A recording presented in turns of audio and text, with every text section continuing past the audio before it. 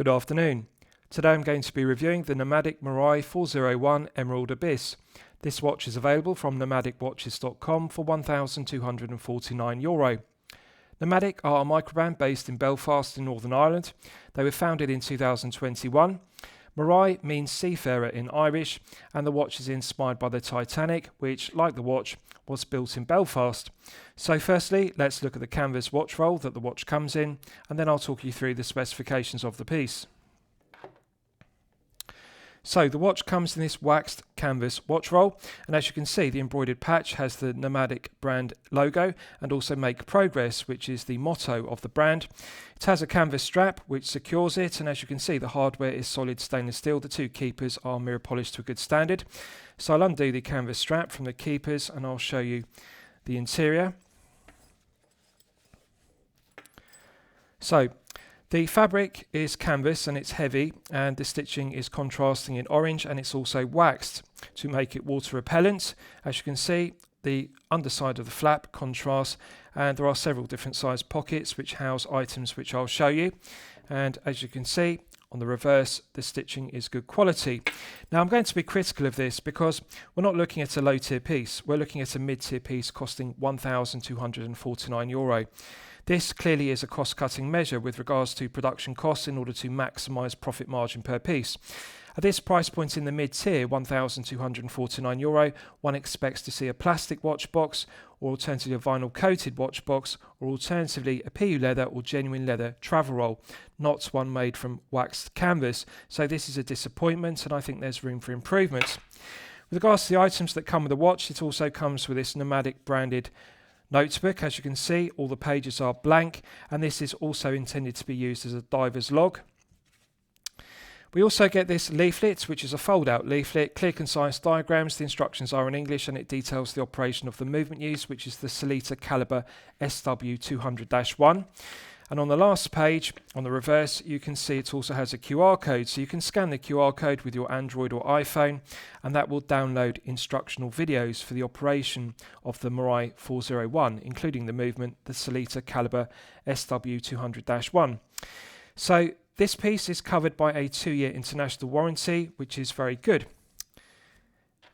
You also get this 1.4mm jeweler's screwdriver for resizing the screw pin bracelet links in the oyster style bracelet. It's a good quality screwdriver. And lastly, you also get this vial which contains thread locker, and this is used on the screw pins when you're resizing the bracelet to prevent the screw pins from unscrewing. So good to get this vial of thread locker included. So with regards to the specifications of the piece, we have a 40mm case diameter. We have a lug-to-lug measurement of 48mm, a thickness of 12.3mm, and a lug width of 20mm. The oyster-style bracelet tapers from 20mm at the lugs down to 16mm at the 2-button push clasp. And as you can see, looking at the top right corner of the 2-button push micro-adjustment clasp, it's signed with an N engraved for Nomadic. I think this would look better if they engraved Nomadic, the full text logo, horizontally across the clasp rather than just the N in the top right corner. But this is subjective. Some collectors like the minimalist look of just an N as a brand emblem, but I think Nomadic would look better in terms of continuity with the Nomadic text logo on the dial. We have a double dome sapphire crystal with clear anti-reflective coating on the underside, and the clear anti-reflective coating does an outstanding job of reducing the glare and the highly reflective nature of the silver mirror polished applied indices and the silver mirror polished handset. One detail I like is the contrasting yellow second hand. The inspiration of the yellow second hand comes from the iconic Harland and Wolff cranes in Belfast Titanic Quarter. So the Harland and Wolff cranes are named Samson and Goliath, and the yellow colour tone of the cranes matches the yellow tone used on the hand, and it's a nice detail because the watch was built in Belfast like the Titanic in the Titanic Quarter by Harland and Wolff. Now with regards to the dial, it's a nice dark green colour and it contrasts with the black bezel. Now the bezel is very aesthetically pleasing, nice glossy finish to the ceramic, and it's engraved and infilled with white paint to a very good standard.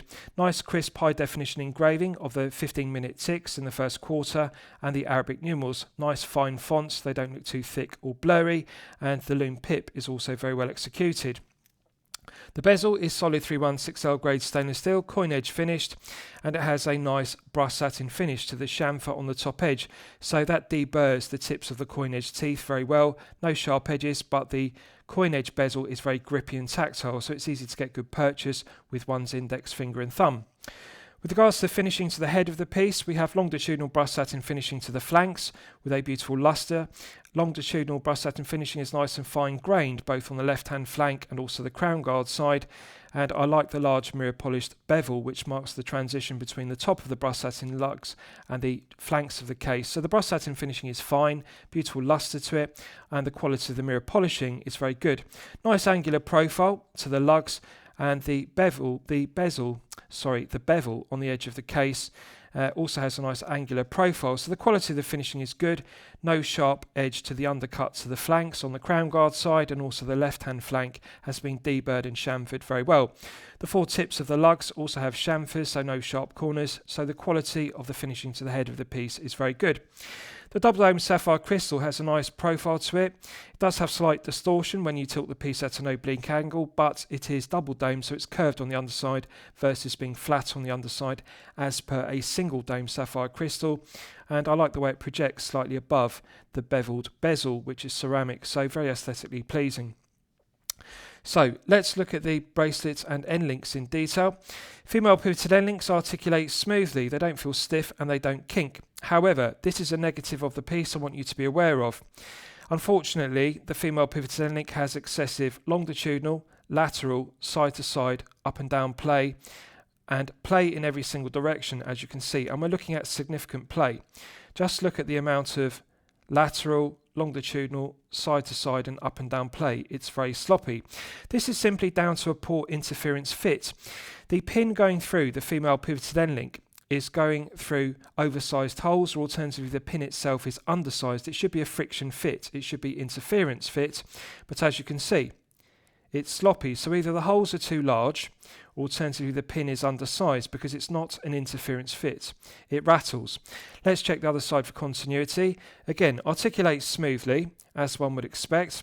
It doesn't feel stiff, it doesn't kink, so that's the positive. But, again, poor tolerances. It should be an interference fit, but clearly the holes are too large, or alternatively the pin is undersized, because it's sloppy. It rattles side to side, up and down, longitudinally, play in every single direction, and it's significant play, as you can see. This is wholly unacceptable. We're not looking at a low tier piece here, we're looking at a mid tier piece costing €1,249. This is not acceptable at this price point. Poor quality control builds quality and tolerances, as you can see. Now, on a positive note, the bracelet is brushed satin finished to a good standard. Beautiful luster to the top side and underside, and that contrasts with the flawless mirror polishing to the flanks.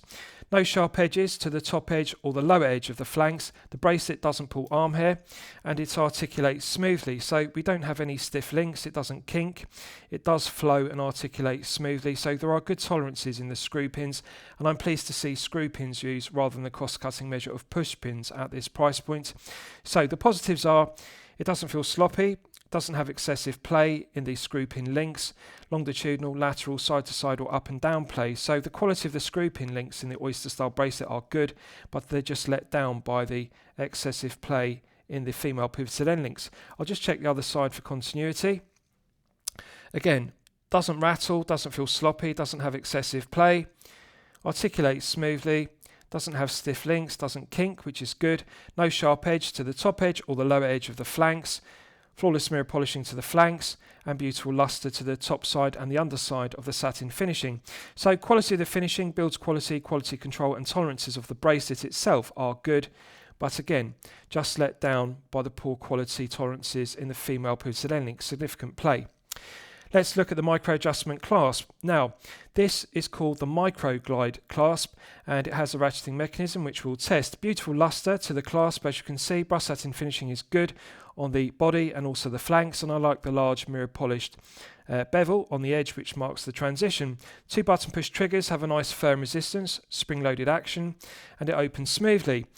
Solid mill 316L grade stainless steel clasp, as one would expect. Brush satin finish to the top side, underside and flanks. No sharp edges to the edges of the flanks, which is good. And the centre section doesn't have any sharp corners. They've been deburred and chamfered very well. The right hand portion is engraved with a Nomadic brand logo to a good standard with high definition engraving. Let's check the hinge pins. Unfortunately, we have poor tolerances again. Lateral, side to side, up and down play, longitudinal play, and we're looking at significant play in every single direction, so it rattles.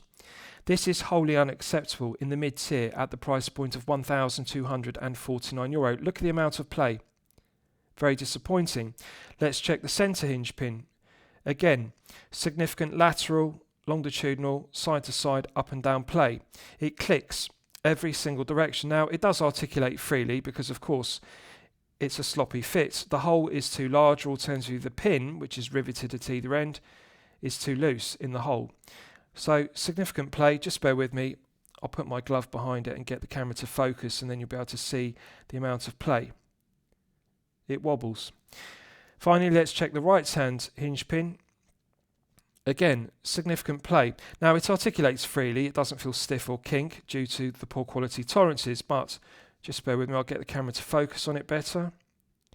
So, lateral, side to side, longitudinal, up and down play. Just look at the amount of play. Again, we're not looking at a low tier piece. This is a mid-tier piece costing €1,249. This is wholly unacceptable to have this amount of play.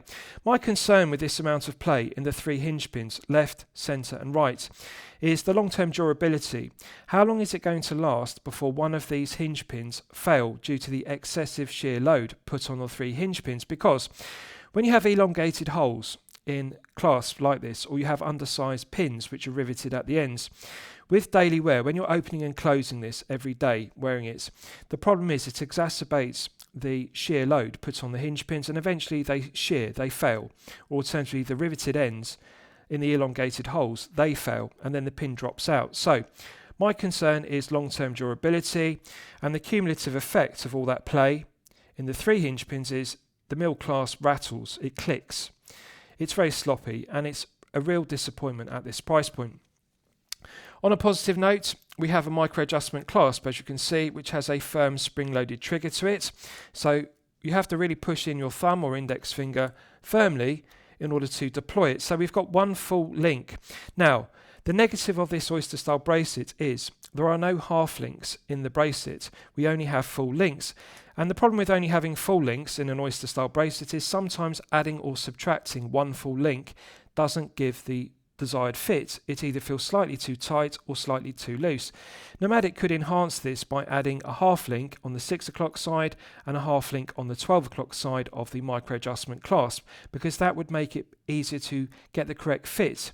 Now, on a positive note, we do have a micro adjustment clasp which provides one full link of adjustment. So in the absence of half links, you can use the on-the-fly adjustment of the ratcheting clasp. So it pushes in with nice positive clicks, as one would expect, feels solid, doesn't have excessive play, doesn't rattle, the tolerances are acceptable.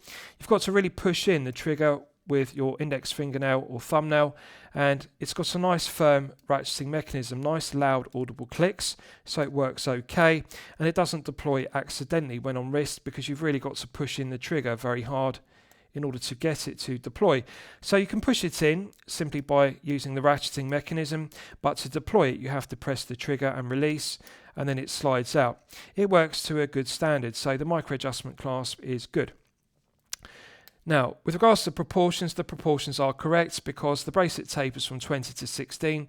The clasp isn't too thick, it's not too tall, and it's not too wide, so this will be suitable if you are a collector with a smaller wrist of 6 to 7 inches or a collector with a larger wrist of 7 to 8 inches respectively. Right, so let's look at the case back. Screw down exhibition case back provides an effective hermetic seal to 200 meters, and it's glazed with sapphire crystal. Now, as I've detailed, this piece is inspired by the Titanic, which, like the watch, was built in Belfast, and the rotor, which is made from copper, is in the shape of a propeller, as used on the Titanic, and it's also signed with Nomadic at the base, engraved to a good standard. So it's brush satin finished, and the copper rotor does add some interest to the undecorated sterile Sellita SW200-1. So I like it. So I think it's an interesting detail, and also it matches the continuity of design because we've got the yellow contrasting second hand, which is inspired by the iconic Harland and Wolff cranes, Samson and Goliath, in the Titanic quarter. And we've also got this copper propeller rotor as opposed to the standard Sellita SW200-1 rotor. So it does add some interest to it, and the exhibition case back does a good job of displaying it. So there's a coin edge finish to the stainless steel portion, and the circumference is CNC concentric lathe tool machine to a good standard. No sharp edges to the screw down case back. The coin edge teeth are deburred and chamfered very well, and the engraving is polished to a good standard. No sharp edges to the high definition engraving of the specification. The underside to the head of the piece is brushed satin finish to a good standard. The flanks to the case are deburred very well, and also the tips of the lugs have nice large chamfers, so the four corners of the tips of the lugs have been deburred and chamfered very well. Quick release stainless steel spring bars are good because that negates the need for a spring bar tool in order to remove the bracelet if you want to exchange it for a strap, and they are finished to a good standard. The female pivoted end links themselves are a good tight fit to the head of the piece. So the quality of the case back finishing, the head of the piece finishing, and the end links themselves are good. It's just a shame about the tolerances as I've detailed. So let's test the screw down crown execution and the bezel execution. So bezel execution first, 120 click unidirectional bezel as one would expect. Nice firm resistance to it. It feels even all the way through the 360 degrees of rotation. I like the firm resistance. To put it into perspective, it feels stiffer than on a Seiko 5KX, for example, which has a medium resistance to it, and I like the firm resistance to this. It feels nice and smooth all the way through the 360 degrees. Nice, loud, audible clicks. No lateral side-side play whatsoever. No back play, so it feels nice and tight. So build quality, quality control, and tolerances are all very good. Let's just check the alignments. One more click. Perfect. The Lume Pippin and triangle perfectly aligned with the 12 o'clock index on the dial and the 60-minute tick on the white chapter ring. So good bezel execution, firm resistance, even all the way through the 360 degrees. No lateral side-side play, no back play, perfect alignment. Very good bezel execution. Let's test the screw down crown execution. Coin edge finished, solid 316L grade stainless steel, mirror polished cap to it, and again it's engraved with the N for Nomadic with high definition engraving, no sharp edges to the tips of the coin edge teeth. They've been chamfered very well, and also the engraving is polished very well, no sharp edges to the high definition engraving. Let's test the execution. Silky smooth, very smooth. It unscrews with a minimal number of turns. The proportions are good, and it feels very grippy and tactile with the coin edge finishing. You can get good purchase with your index finger and thumb. So now it's unscrewed, we're in the manual wind position, so one can manually wind the Sellita caliber SW200-1 to its maximum 41-hour power reserve. Feels nice and smooth to manually wind. One can feel the tension in the mainspring gradually building up, and it feels medium firm resistance to it, and good feeling to the gearing, nice tolerances. It feels like a robust caliber, so it's pleasant to manually wind. Pulling it out to the first click position is the quick set date complication. So just bear with me and I'll get it again. Right, so rotating the crown clockwise advances the quick set date complication. If you look at the date window at 3 o'clock, you can see the days of the month click over with a nice positive click. In terms of the indexing, it feels nice and light, and it does take some getting used to, but it does feel pleasant to set the dates. Nice clicking action to it. Now, with regards to the alignment, it's very good. Both the doubles and the single Arabic numerals align correctly. They're not too far to the left or right, and they're not too high or low in the date window. So the alignment is bang on the centre, which is good. Nice fine font to the Arabic numerals. The white dates will contrast very well with the black Arabic numerals. I like the font isn't too heavy and too thick. It doesn't look blurry. It looks nice and crisp and high definition. So the legibility is very good. You can clearly read the Arabic numerals. Both the singles and doubles are correctly proportioned. Pulling it out to the second click position hacks the movement, and if you look at the contrasting yellow second hand, you can see it's now stopped dead, so it's possible to set the time precisely to the second with the Sellita caliber SW200-1. Nice light resistance to the gearing, minimal back play, feels smooth clockwise and anti-clockwise, and the gearing meshes very well. You can feel that it has a very low friction to the movement, so it feels very pleasant to set the time. Minimal back play, when you rotate the crown clockwise and anti-clockwise, there is some slight back play. You have to take up the slack in the gearing, but it is minimal, and that is a characteristic of the SW200-1 you just have to live with. But once you become accustomed to taking up the slack, it is very pleasant to set the time. Pushing back in the crown has a nice positive click, and the contrasting yellow second hand begins to sweep around the dial once again at the characteristic 4 Hz frequency. One thing I like about the SW200-1 is that it runs at 4 Hz, because the second hand has that nice characteristic smooth 4 Hz sweep versus the stutter or judder of a 3 Hz movement running at 21,600 vibrations per hour respectively. So let's test screwing the crown back down. Instant thread pickup. There's a perfect interface between the internal thread of the stainless steel crown and the external thread of the stainless steel crown tube. So there are 2 rubber O-ring gaskets which provide an effective hermetic seal to 200 meters. One rubber O-ring gasket inside the stainless steel crown and a second rubber O-ring gasket inside the crown tube itself, and those 2 hermetic seals provide 200 meters. So silky smooth, perfect thread interface. The pickups of the threads are very good. The quality control, builds quality and tolerances are very good. They deserve credit because it's a very well executed, silky smooth screw down crown, and 200 meters is good specification. So I'll give you a wrist shot and you can see how it fits on my 8-inch wrist. Now, I haven't sized the bracelet, and as you can see, I can easily slide an index 2 fingers beneath the bracelet and clasp, so this will fit a very large wrist of even up to 9 inches. And bear in mind, this is with the clasp on the maximum of the micro adjustment. They call the clasp the micro glide clasp, which is trademarked by Nomadic, but as you can see, on its maximum extension, this will fit up to a 9-inch wrist or easily around a wetsuit if you're going to use it for diving, which is its intended purpose. Beautiful luster to the oyster style bracelet, and they've got the correct taper. 20 to 16 is the industry standard. It is perfection personified. It perfectly balances the 40mm head of the piece. So, nice wrist presence with a 40mm head of the piece. The lug to lug is 48, which is perfect. It is the perfect lug to lug measurement, regardless of whether you have a 6 to 7 inch wrist or a 7 to 8 inch wrist respectively. I often refer to this in my previous reviews. 48 is the sweet spot for all wrist sizes, and there's a nice curved undercut to the head of the piece, so it wraps around the wrist rather than sitting on top of the wrist like a slab of 316L grade stainless steel. The angular lugs have a curved undercut, but the top angle profile angled down around the lugs. Also, it benefits from the use of female pivoted end links. Nomadic deserve credit for not using male end links, because this allows the end of the oyster link in the oyster style bracelet to articulate fully. It pulls snug to the wrist, so we've got a minimal gap beneath the tips of the lugs and the wrist. The double dome sapphire crystal has a nice low profile to it. The AR coating works well, and I like the way the double dome sapphire crystal projects above the top of the ceramic bezel insert. Nice low profile to the coin edge bezel, which catches the light, and it looks very aesthetically pleasing. So, feel good factor is very good. Comfort level is also very good. It's a very comfortable piece to wear for long periods of time, such as 8 to 12 hours per day, because of the flat sapphire crystal in the exhibition case back. The exhibition case back doesn't have a bubble back profile to it, which is good because this sits very snug to the wrist. The thing I most like about it is its low profile for an automatic. This is only 12.3mm, even though it has a double dome sapphire crystal rather than a flat sapphire crystal. Normally with an SW200-1 powered piece, I would expect 13mm for a 200 water resistant piece. So 12.3 is very good, and needless to say, it will easily slip underneath the shirt cuff if you wear business shirts, because anything below 13mm is the sweet spot to slip underneath the shirt cuff. So at 12.3, it's a low profile piece.